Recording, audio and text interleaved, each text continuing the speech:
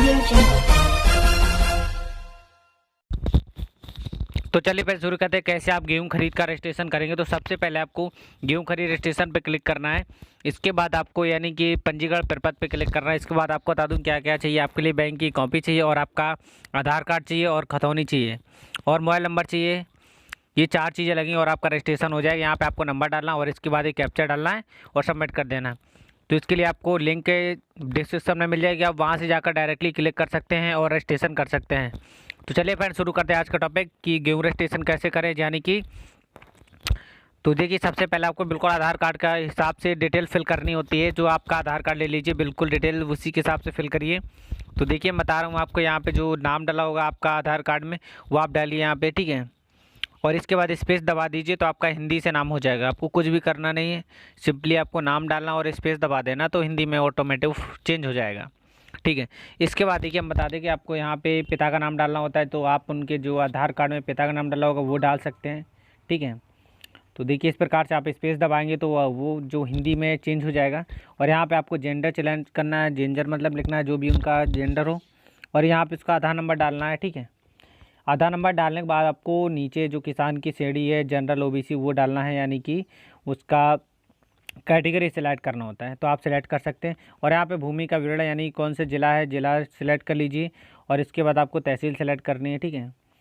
तो मैं आपको बता दूं कि इस प्रकार से आप बहुत आसानी से, बिल्कुल साइट थोड़ा स्लो चल रही तो इस कारण से आप इसको रात में करें ज़्यादा बेहतर होगा, ठीक है। यहाँ से आप पूरा ये डिटेल फिल कर सकते हैं कौन सा गाँव है, ठीक है। इस प्रकार से आप ये सिंपली डाल दीजिए। देखिए ये मैंने गांव का नाम डाल दिया।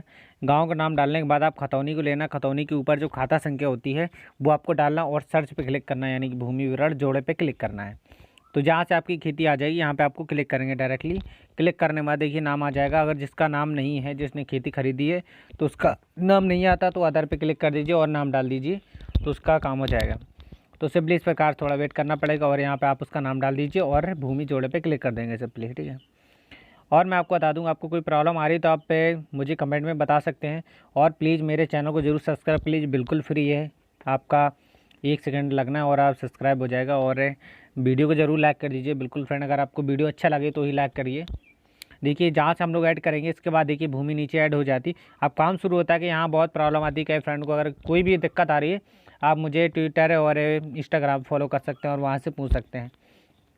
तो यहाँ पे आपको भूमि जोड़नी होती है, यानी कि जो अगर 3 हिस्सेदारी हैं तो यानी कि अगर 12 बीघा होती है तो एक हिस्से में कितनी आएगी और अपना हिस्सा डालें आप। तो आप यहाँ पे अपना हिस्सा डालेंगे, जो आपका हिस्सा हो रहा होगा तो आप यहाँ पे अपना हिस्सा डाल दीजिए। यानी कि अगर 12 बीघा तो आपको 3 बीघा आपकी डाली, यानी 3 पार्ट हो रहे हैं। तो अगर यानी कि 20 बीघा तो 10 बीघा आपका होगा तो हेक्टेयर में डालना उसको, ठीक है। अगर आपको कोई कन्फ्यूजन आप मुझे कमेंट करके बता सकते हो और बताइए आपको वीडियो कैसा लगा फ्रेंड। तो और आपके लिए वीडियो मिलेंगे और आप मेरे चैनल में जाकर बहुत ढेर सारे अच्छे अच्छे वीडियो देख सकते हैं जो जन सेवा केंद्र और आपके जानकारी से मतलब टेक्निक से संबंधित है। तो देखिए अगर कोई प्रॉब्लम आ रही तो आप मुझे बताइए। तो इसके बाद जहाँ से मैं आपको बता दूँ, आप यहाँ पे जिस प्रकार से आप कैलकुलेट करेंगे, कैलकुलेट करने के बाद आप यहाँ पे डिसाइड करके डाल दीजिए। और बिल्कुल हिस्सा किसी की भी ज़्यादा हिस्सा आप डालिए मत, ठीक है। अपना हिस्सा डालिए जो आपका होता हो, जितने में गेहूँ हो, ठीक है। तो आप इस प्रकार से कुल हेक्टेयर डालना आपको यहाँ पे कितना होता है और कितने में गेहूँ बवा हुआ वो भी डालना आपको, ठीक है। और आपके यानी कि 5 बीघा उसमें से 3 बीघे में हो तो वहाँ पे 3 बीघे का हिस्सा डालेंगे। पहले आपको डालना है कितना बीघा खेत है, उसके बाद यहाँ पे दूसरे हिस्सेदारी की बोए जाने यानी गेहूं का रकबा डालना है, गेहूं कितने में बाबा ये भी आपको डालना है, ठीक है। तो यहाँ पे आपको कुल हिस्सेदारी डालनी है, जैसे कि आपका कोई भी हिस्सा है जितना भी हो, ठीक है। तो ये आपको तो इस प्रकार से आपको यहाँ पे डिटेल फिल कर देनी है सिंपली, ठीक है। तो यहाँ पे आपको जो आपका हिस्सा होगा वो आप डाल दीजिए बिल्कुल। और आपको कोई भी दिक्कत आ रही है आप मुझे कमेंट कर सकते हैं फ्रेंड। और देखिए फ्रेंड आप मेरे चैनल में जाकर देख सकते हैं बहुत ढेर सारे वीडियो। और तो फ्रेंड वीडियो को जरूर लाइक कर दीजिए और चैनल को सब्सक्राइब कर लीजिए। तो फ्रेंड आप इस प्रकार जैसे कि ये सिस्टम होता है, आप यहाँ पे ऑनलाइन रजिस्ट्रेशन करेंगे। इसके बाद आपको ये जो वेरीफाई होगा आपका, यानी कि गेहूं की खरीद का जो अकाउंट होता है, यानी ठीक है, यानी कि रकबा हर चीज़ बकायदा वेरीफाई होता है। उप जिलाधिकारी होता है उसको वेरीफाई करते हैं, ठीक है। और आपकी जो सत्यापित कॉपी होती है 2 दिन में वेरीफाई हो जाती है ऑलमोस्ट, ठीक है। ऑलमोस्ट वेरीफाई हो जाने के बाद यानी जब तक सत्यापित नहीं लग जाता है आप वो कॉपी ले जाकर नहीं दे सकते। अगर आपका सत्यापित नहीं लिखा है तो आप मत दीजिए। अगर लिख के आ रहा है लंबित है तो आप वो मत देना। अगर सत्यापित लिख के आ रहा है तो भी आप दे सकते हैं, ठीक है, तभी आप देना। नहीं तो वो अधिकारी मना कर देंगे, आपको पेंडिंग में दिखाई देगा तो मना कर सकते हैं। इसके लिए आप जो सत्यापित कॉपी वही लेकर जाइए और ये कूपन भी बुक होता है आज की डेट में, पहले नहीं होता था। यह भी शुरू हुआ है सिस्टम, तो बिल्कुल नया वीडियो, आपको कोई कन्फ्यूजन नहीं, बाकायदा हर चीज़ बताऊंगा मैं। तो आप इस प्रकार से देखिए, आपके जो भूमि ऐड हो गई है। अब यहाँ पे आपको क्षेत्र डालना है, यानी कौन सा क्षेत्र, यानी कि भूमि का जो विवरण है उसी हिसाब से, जहाँ खेत पड़ता है वही है ग्रामीण वहीं का कि नहीं है। यहाँ पे ग्रामीण या नगरी जो भी सिलेक्ट कर सकते हैं जहाँ के एरिया को। तो जैसे कि मैं इसमें पता यानी पहले प्रकार से सिलेक्ट कर रहा हूँ कि मतलब जहाँ भूमि है वहीं का एड्रेस से पूरा वेरीफाई है। तो आप इस प्रकार से यहाँ पे डाल सकते हैं। यहाँ पे अकाउंट नंबर डालने को बोलता है, यानी जो आप पे ज्वाइंट खाता मत लगाइए, ध्यान दीजिए। अगर आप ज्वाइंट खाता लगाते हैं बहुत दिक्कत आ सकती है आपको। इसलिए आपको सजेस्ट करूंगा कि आप जिले में चाहे कहीं भी आपका जो यूपी में खाता हो, तो आप खाता वो लगाइए जो यानी सिंगल हो, ठीक है। और खाता चालू होना चाहिए, तो आपको कोई प्रॉब्लम नहीं होगी, नहीं तो बहुत ज़्यादा दिक्कत आ सकती है। तो इस प्रकार से आप ध्यान दीजिए, मैंने आपको हर चीज़ बकायदा डिटेल में बताया कि आपका जो खाता हो तो सिंगल होना चाहिए, जॉइंट नहीं होना चाहिए। आप इस प्रकार से लगा सकते हैं। तो यहाँ पे आप अकाउंट नंबर डालिए और यहाँ पे कैप्चा डालना आपको। बाकायदा हर चीज़ चेक कर लीजिए आप, यानी कि जो आपका पीएमएफ की बैंक की स्थिति होती है सत्यापित हो जाएगा, तभी आपका वेरीफाई होगा ये चीज़, ठीक है।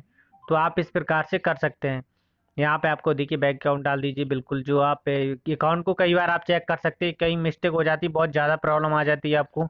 आपका खाता दूसरे अकाउंट में, यानी कि पैसा दूसरे अकाउंट में चला जाएगा तो बहुत दिक्कत हो जाती है फिर। तो इस प्रकार से आप लोग, ये वैसे बहुत कम होता है क्योंकि जो अधिकारी होते हैं वो उसको वेरीफाई करते हैं, तो उसी में वो लोग इसको पहल कर देते हैं। तो इस प्रकार से आप देख सकते हैं कि यहाँ पे आपको पूरा चेक कर लेना बाकायदा, कोई दिक्कत तो नहीं है अपने इसमें। और कोई प्रॉब्लम आ रही है आप उसको एडिट कर सकते हैं। और इसके बाद हम लोग लॉक करेंगे इसको, बिना लॉक किए हुए फॉर्म बेकार हो जाता हो, वो आपकी काम का नहीं है, ना ही किसी के काम का है वो है, यानी कि अनलॉक जो फॉर्म होगा वही लेते हैं वो लोग। तो इस प्रकार से आप देख सकते हैं यहाँ पे आपको पंजीकरण करे पे क्लिक करना होता है, और इसके बाद आपको एक नंबर जनरेट होता है, देखिए। तो आप इसको चेक कर लीजिए बाकायदा हर चीज़, ठीक है। इसके बाद जहाँ से हम लोग पंजीकरण करेंगे तो हम लोग एक नंबर मिलेगा, ठीक है। देखिए यहाँ पे हम लोग जैसे कि एडिट कर सकते हैं, चेंज भी कर सकते हैं, अभी हम डिलीट भी कर सकते हैं। अगर कोई कन्फ्यूजन होती तो आप यहाँ से डिलीट भी कर सकते हैं इसको, कोई दिक्कत नहीं है, एडिट कर लीजिए। और इसके बाद हम लोग सीधा सबमिट कर दिए गए, देखिए भूमि का पहला आ रहा है, ठीक है। तो आप इस प्रकार से सबमिट कर दीजिए, देखिए मैंने पंजीकरण सबमिट कर दिया है। इसके बाद देखिए हमें रजिस्ट्रेशन नंबर मिल जाएगा एक, जो कि हम लोगों को नोट कर लेना, किसी कॉपी में नोट कर लीजिए, फिर आप स्क्रीनशॉट ले लीजिए, देखिए नंबर मिला है आपको, तो आप इसको नोट कर लीजिए। और इसके बाद आपका मोबाइल नंबर ही रजिस्ट्रेशन नंबर होता है मोस्टली, और प्रिंट आउट के लिए भी वही काम आता है, और इसकी भी ज़रूरत पड़ जाती है, इसीलिए आप इसको नोट कर लीजिए, किसी में ले सकते हैं आप। देखिए ये रिसीविंग हो गई, इसमें हमारा जो लंबित दिख रहा है, खाता की स्थिति देख रहे हैं आप, लंबित लिख के आ रहा है। अगर ये सत्यापित हो जाएगा तो ही वेरीफाई होगा, तभी हमारे यूजफुल के लिए होगा। हम लोग लॉक पे क्लिक करेंगे। अब हम लोग इसको लॉक करेंगे, यानी मोबाइल नंबर डालेंगे। मोबाइल नंबर डालने के बाद हम लोग यहाँ पे नीचे जो कैप्चा होता है, जो यानी कि नंबर होते हैं वो फिल करेंगे। इसके बाद आगे बढ़े पे क्लिक करेंगे। तो आप इस प्रकार से देख सकते हैं कि जो नंबर डालेंगे, मोबाइल नंबर डालेंगे, और नीचे कैप्चा डालने के बाद हम लोग आगे बढ़े पे क्लिक करेंगे। इसके बाद हम लोग देखेंगे कि इसको जो मोबाइल नंबर लगा होता है इसमें मैसेज जाएगा, ठीक है। तो देखिए इस प्रकार से हम लोग घोषणा करेंगे और इसके बाद लॉक करे पे क्लिक कर देंगे। जहाँ से हम लोग इसमें क्लिक करते हैं तो देखिए जो हमारा नंबर होता है उसमें एक मैसेज जाता है 5 अंकों का, ओटीपी जिसको बोलते हैं, वन टाइम पासवर्ड, उसको डालना होता है यहाँ पे। जहाँ से हम लोग डाल देते हैं ये हमारा अकाउंट वेरीफाई हो जाता है, यानी कि लॉक हो जाता है पूरी तरह। और इसमें हम कोई भी करेक्शन नहीं कर पाते, इसलिए आपको कोई डाउट हो तो आप पहले करेक्शन कर लीजिए, इसके बाद लॉक करिए। देखिए यहाँ से हम लोग यानी कि सत्यापित लिख के आ गए, यानी कि आधार कार्ड सीडिंग भी सत्यापित है, हर चीज़ सत्यापित होनी चाहिए, तो आपका सही रहेगा। अब यहाँ से हम लोग यानी कि फाइनल पंजीकरण निकालेंगे, यहाँ से हम लोग फाइनल पंजीकरण निकालेंगे। देखिए हम लोग पंजीकरण डाल दिए, इस प्रकार से प्रिंट आउट निकल आएगा हम लोगों का, देखिए ये फाइनल पंजीकरण निकला है, इसको हम लोग प्रिंट मार देंगे। और ये सभी सत्यापित हो जाना चाहिए, यानी कि अगर आपकी डेट 7 तारीख को मिली है तो आप 2 दिन पहले का ही निकाल लीजिए। देखिए तो हम लोग सत्यापित कर देंगे, यानी कि अगर सत्यापित हो जाएगा तो इसको निकाल लेंगे। देखिए हम लोग सेव कर ले रहे हैं। तो इस प्रकार से सभी जो अकाउंट नंबर होता है और खतौनी होती है, आपका हर चीज़ सत्यापित होना चाहिए। किसी में अगर पेंडिंग लिख के आ रहा है, यानी कि लंबित लिख के आ रहा है, तो आपकी वो रिसीविंग मान्य नहीं होगी, ठीक है। तो आप इस प्रकार से देख लीजिए, तभी आप रिसीविंग दे दीजिए। अब यहाँ से बुक होता है टोकन, कैसे बुक करते हैं, क्योंकि ज़्यादा भीड़ की वजह से सरकार ने सुविधा की है कि टोकन के माध्यम से बुक की जाए। क्योंकि किसान भाई होते हैं जो गेहूँ लेके पहुँच जाते हैं, फिर दिक्कत होती है उन लोगों को, तो वहीं डला रहता है, कहीं कोई बारिश हो जाती है। तो इस प्रकार से टोकन की व्यवस्था की गई। तो इस प्रकार से हम लोग यहाँ पे जिला सिलेक्ट करेंगे कहाँ पे हम बेचना चाहते हैं, ठीक है। तो अभी डिसाइड होता है कि आपको जहाँ पे आपका सिस्टम हो, जहाँ पे आपको नज़दीक लगेगा जो भी, ठीक है, आपकी सुविधा होगी तो आप वहाँ पे ले जाना चाहते हैं। तो वहाँ पे आपका मंडी भी होगी, तो आपको पता होनी चाहिए कौन सी मंडी है हमारी पर्चे की और कौन नज़दीक है, वो आपको पता होना चाहिए। इसके बाद हम लोग यहाँ से क्रय केंद्र सेलेक्ट कर लेंगे, ठीक है। इसके बाद यहाँ पे देखिए कई ढेर सारी मंडी आ रही है, जो आपकी मंडी पसंद की हो, जो आपको लगे नज़दीक है, तो आप इसको सिलेक्ट कर सकते हैं। तो देखिए इस प्रकार से हम ये सेलेक्ट करे ले रहे हैं और इसके बाद जो गेहूं की मात्रा है हम लोग अंदाज में डाल देंगे कि इतनी है, यानी कि ठीक है, यानी कि 10 से 15 कुंटल का आगे पीछे हो सकता है, ठीक है। इसके बाद ये टोकन बुक है, इसका प्रिंट लेंगे और हम लोग पूरे डॉक्यूमेंट्स लेकर चले जाएंगे। तो फ्रेंड वीडियो आपको अच्छा लगा तो प्लीज़ चैनल को जरूर सब्सक्राइब कर लीजिए, बिल्कुल फ्री फ्रेंड। अगर आपको वीडियो अच्छा लगा तो ही सब्सक्राइब कीजिए और वीडियो को लाइक करना ना भूलिए फ्रेंड। तो चलिए फ्रेंड मिलते हैं नए वीडियो के साथ में, जब के लिए बाय, अपना ख्याल रखना।